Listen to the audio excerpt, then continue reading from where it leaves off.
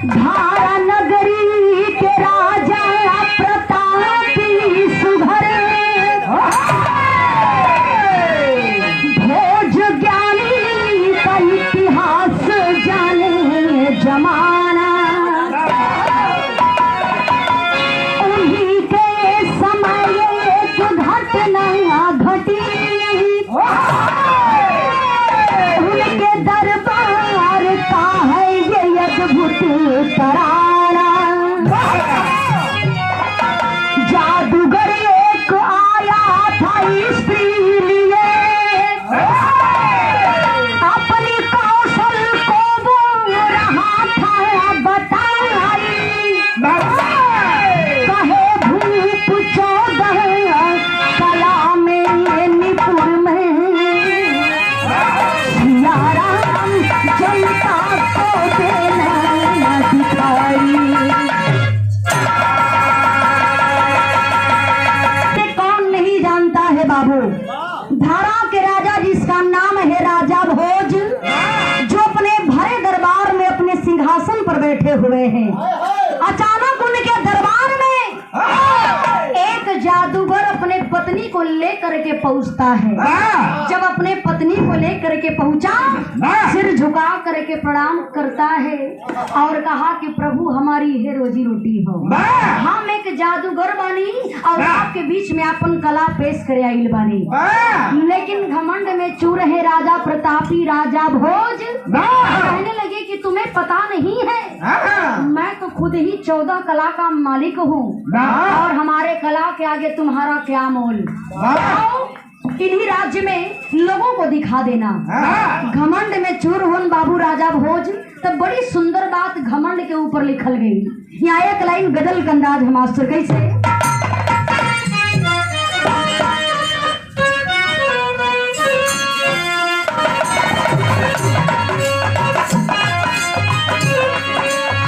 बड़ा ही सुंदर गजल के अंदाज है। कहना बदल से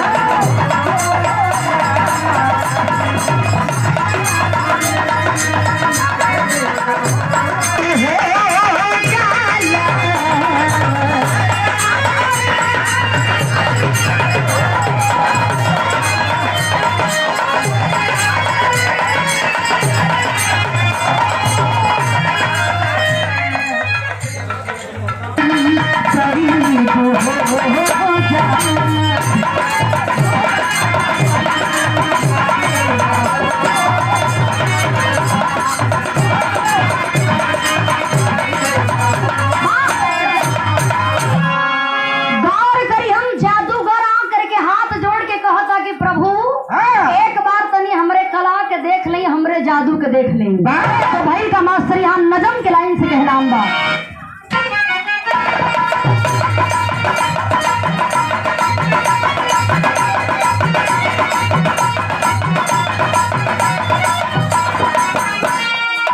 कहा खिलाड़ी दास गरीबी का महारा है,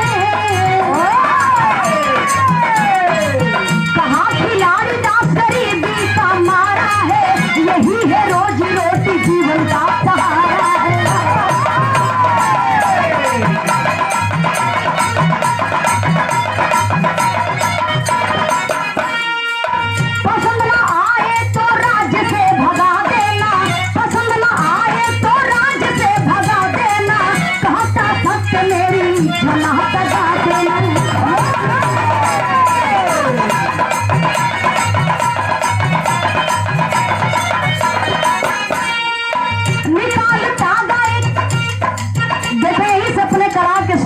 कैले हो कैलस का मिसाल चादर का काश में उछाल दिया, मिसाल चादर का काश में उछाल दिया, करो ना देर देखो हैरत में डाल दिया।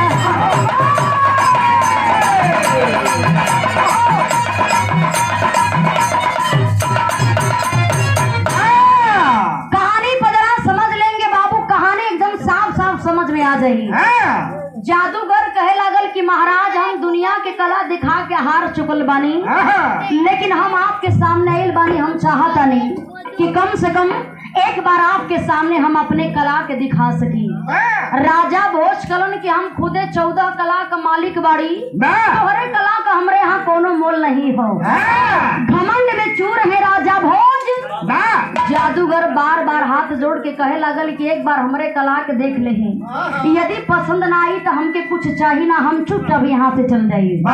ए बाबू देखें, आज यही बात के सोच करके राजा भोजान के मने करन कि चलो ठीक है, तब अपने कला का प्रदर्शन करो। देखे तुरंत वह जादूगर अपने झोली में से एगो तागा निकल ले हो। जब एगो तागा निकल, तागा निकाल करके ऑटोमेटिक आसमान में फेंक दे ले हो। जब आसमान में फेंक ले बा, तागा का डंडी जा करके बाबू आसमान में अटक गई हो। जब आसमान में अटक गई, पूरे राज्य के लोग बैठ करके देख रहे हैं कि रे बाप रे बाप, एकर कला तो देखत आनी सबसे अलग हो। राजा भोज भी टुकुर टुकुर ताकत होन के भाई लगत बा कि परेशानी में डाली का। कारण कि सुनो, इस आडम्बन मत दिखाओ, जितना जल्दी हो सके कला को दिखा करके जाओ, हमारे पास समय नहीं है। लेकिन तगवा पर टुकुर टुकुर राजा भोजो ताकत हुआ कि कब वो नीचे गिरी, तगवा जाके अटकल तो अटकल कहाँ। जादूगर कहे लागल कि राजा साहब हमके ये लगता कि हमार तागा जा करके ऊपर इंद्रलोक में फंस गई हो, हमरा के लिए आवे जाए के पड़ी। करता है क्या मास्टर, यहाँ गीत लगल हो।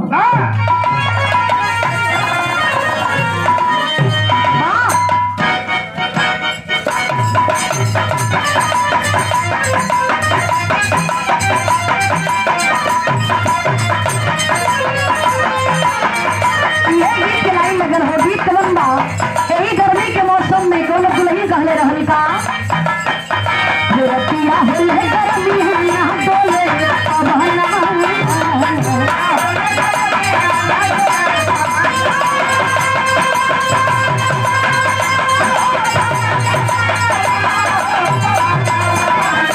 रतिया होल है गर्मी है ना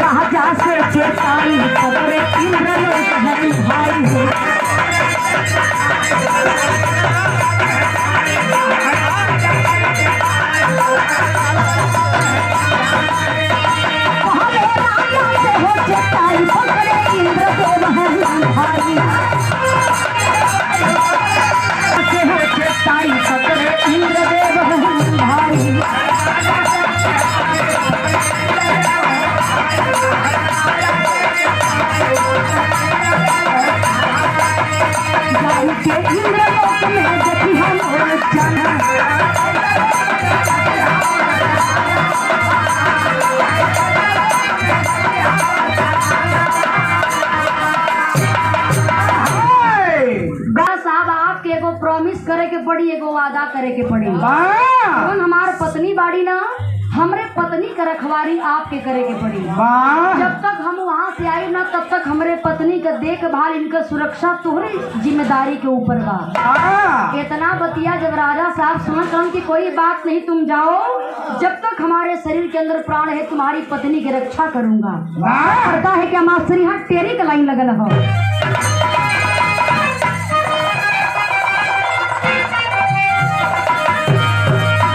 आए बचनिया दिहले राजा गैया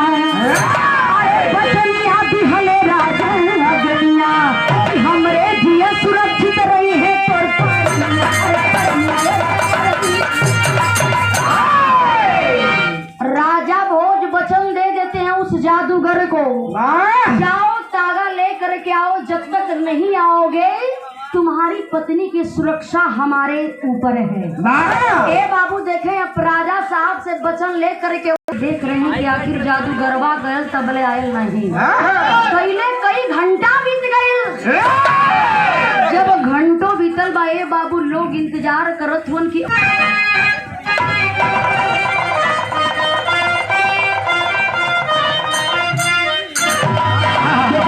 हमारे माता बहनी लोगन बड़ा प्यार से गावेली। कैसे गावेली? कि आज एकादशी आज बिहाने तू दसिया तेरसिया के ना हो तेरसिया के ना सैया हम मांगे ले गगना तेरसिया के ना।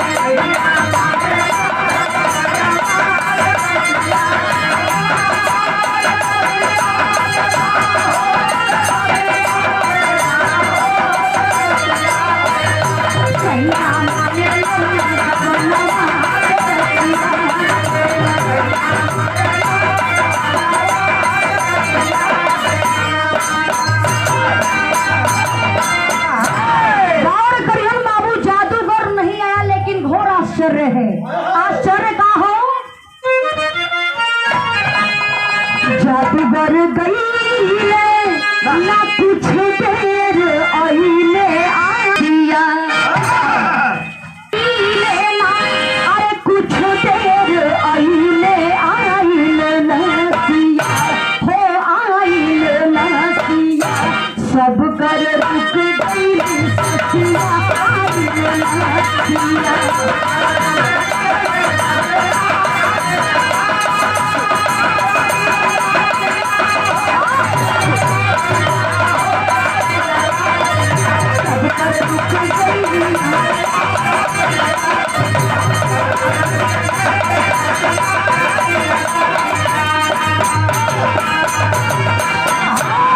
गौर करेंगे बाबू, घंटों बीत जाता है लेकिन जादूगर तो नहीं आया। लेकिन ऊपर से जादूगर के लाश कट कट के गिर रहल बा।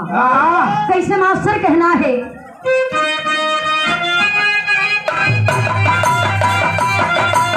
कटी कटी हाथ पावा कदरी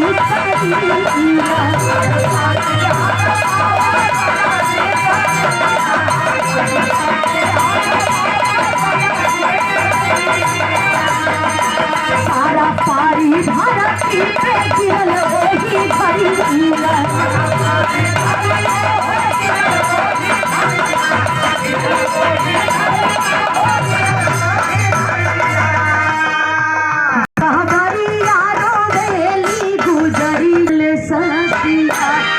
देखा आई गई नसिया रुकल उस जादूगर की लाश आने लगी। जब लाश आने देखे आखिर में सभी लोग देख करके हैरान हैं। सब लोग सोच करके देखत बड़न करे बाप रे बाप यह जादूगर इसके साथ हो क्या रहा है? इस तागा को लाने के लिए आसमान पर गया और जिंदा वापस नहीं आ रहा है। इसकी लाश कट कट करके आ रही है।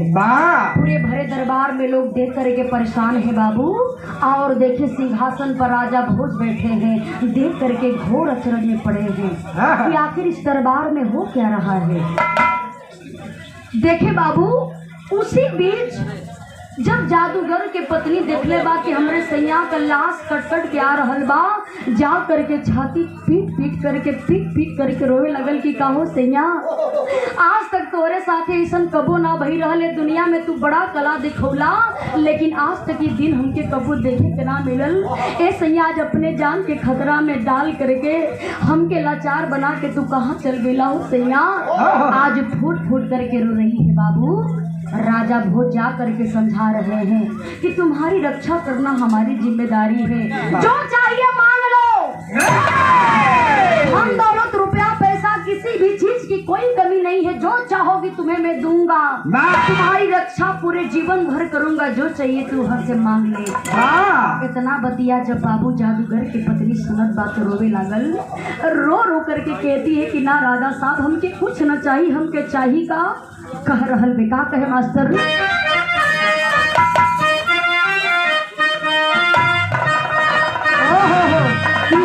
लाइन हो, अरे पातर हीरा राम जी के, पातर हीरा राम जी के, पातर का ही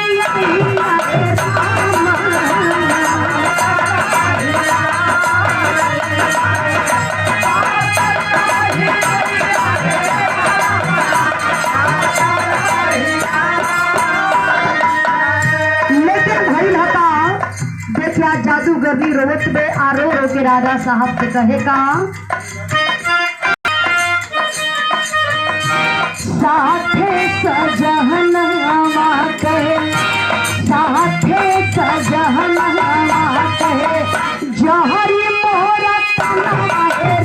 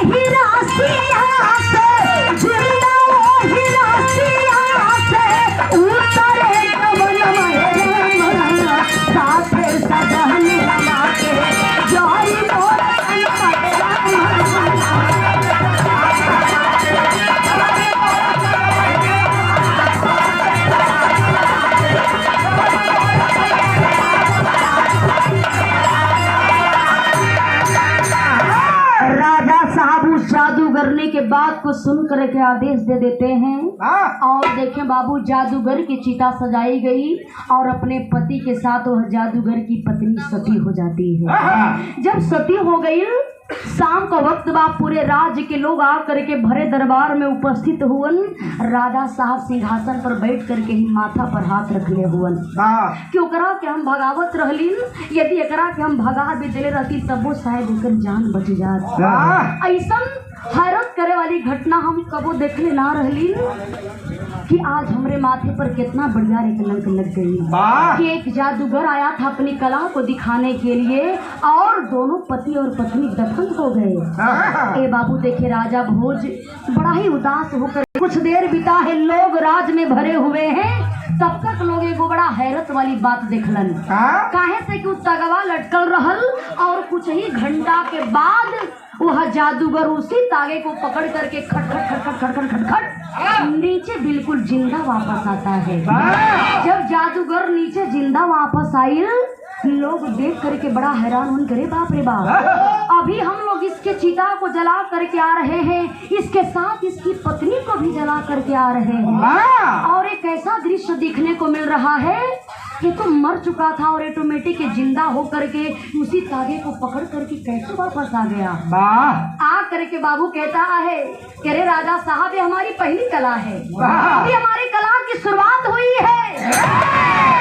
अरे जरा आप लोग तालियां तो बजाइए। और राज्य के लोग देख करके हैरत में करे बाप रे बाप, इतना बढ़िया घटना हमनी के सामने घटल और ये बिल्कुल जिंदा वापस आ रहा है, हम लोग क्या करें। ए बाबू तब देखे भइल हका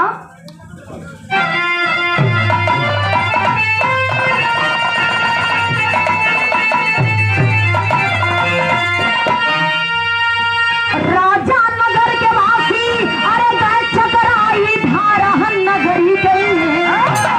राजा नगर के वासी अरे गए चकराई धारा नगरी गई। अब ते पहले लावा मोर लुकाई धारा नगरी गई।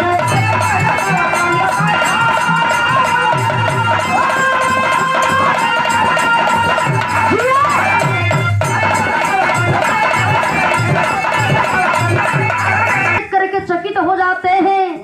जादूगर कहा कि अरे हमारी अभी पहली कला है, आप लोग ताली तो बजाइए। इंद्रलोक से तागा लेकर के आ रहा हूँ, केहू का ताली बजाइए। बाबू देखे राजा भोज का बुधिये ने जरा के हमने कावत बानी जा और जिंदा वापस आ करके कह रहा है ताली बजाओ। ए बाबू देखें, जादूगर कहा कि यदि आप लोग ताली नहीं बजाएंगे मत बजाइए। ए राजा साहब, हम आपके ऊपर जवन जिम्मेदारी देले रही हमरे पत्नी के सुरक्षा करे खातिर एक काम करी कि हमार पत्नी हमरा के वापस करी। हम अपन जादू कला दिखा चुकल बानी, अब हम जा रहल बानी। इतना बतिया बाबू राजा भोज जब सुनलन हाँ तो सुन करके चुपचाप ही सोच रहे हैं कि आखिर मैं क्या सवाल करूँ, मैं क्या बताऊँ, मैं क्या इससे कहूँ। इसकी पत्नी तो इसके लाश के साथ ही सती हो गई। बार बार सवाल पे सवाल कर रहा है बाबू। वह जादूगर कहता है कि हमारे पत्नी को वापस लाइए। कहाँ गई मेरी पत्नी? सारी बात राजा भोज बताते हैं कि हम लोग कुछ घंटों तक इंतजार किए, तुम तागा को पकड़ करके धरती पर नहीं आए, आसमान से तुम्हारा लाश कट-कट करके गिर रहा था और हम लोग समझ गए कि तुम्हारी मृत्यु हो चुकी है और तुम्हारे लाश के साथ ही तुम्हारी पत्नी भी सती हो गई। मैं अपने वचन को हार गया जादूगर, मैं अपने वचन को हार गया। मैं तुम्हारी पत्नी को कहाँ से ला करके दूंगा। ए बाबू तब देखें आखिर भइल का कहना है।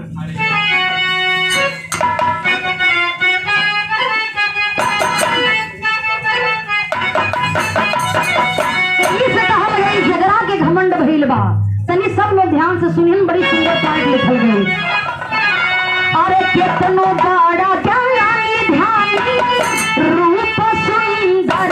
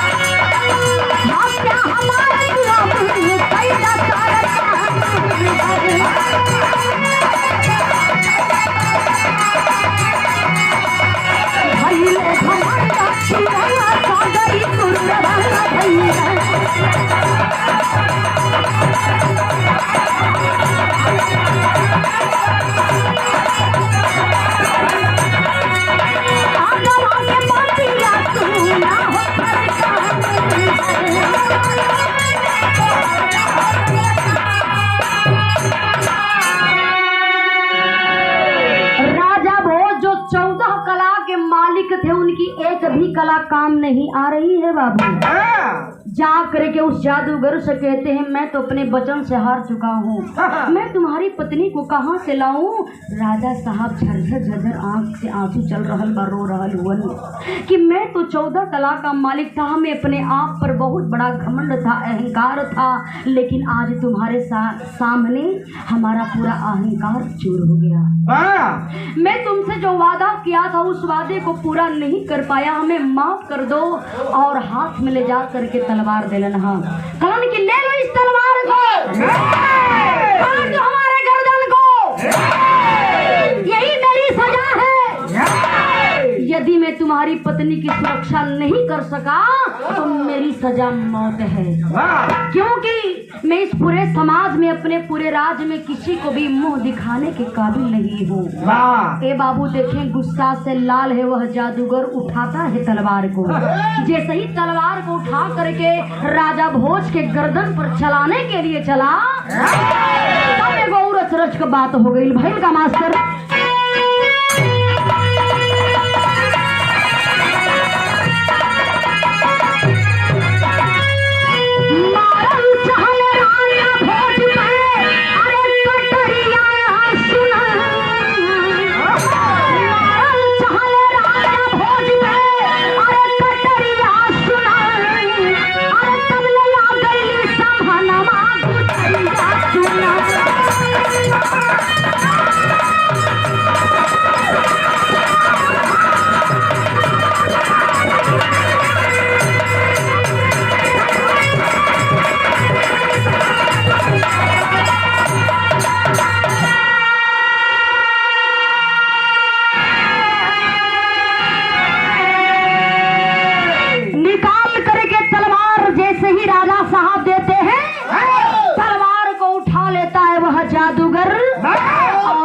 करके दौड़ के बाबू देखे उसी तलवार को राजा भोज की गर्दन को जैसे ही अलग करना चाहा, तब तक जादूगर की पत्नी दौड़ते दौड़ते आती है, कहती है कि रुक जाइए, रुक जाइए, आपकी पत्नी आपके सामने है।